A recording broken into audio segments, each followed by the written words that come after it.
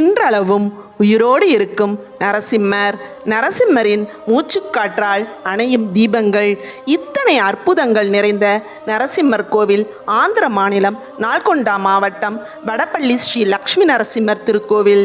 இந்த கோவிலில் இருக்க நரசிம்மர் இப்போ வரை உயிரோட்டத்துடன் இருப்பதாக நம்பப்படுது.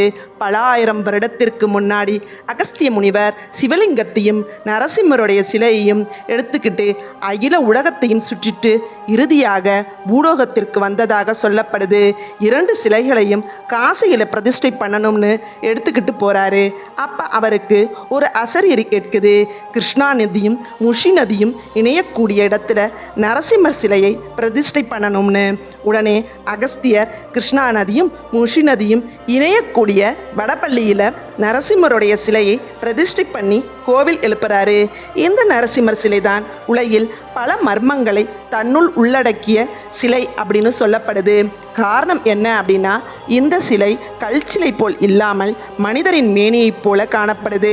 இந்த சிலையில் ஏதேனும் கீறல் ஏற்பட்டால் இரத்தம் வருவதாகவும், அருகில் சென்று பார்த்தால் மூச்சு விடுவதும், ஏதோ ஒன்று முணுமுணுப்பதுமான சத்தம் கேட்கிறது என்று இதுவரை பேசப்பட்டு வருகிறது.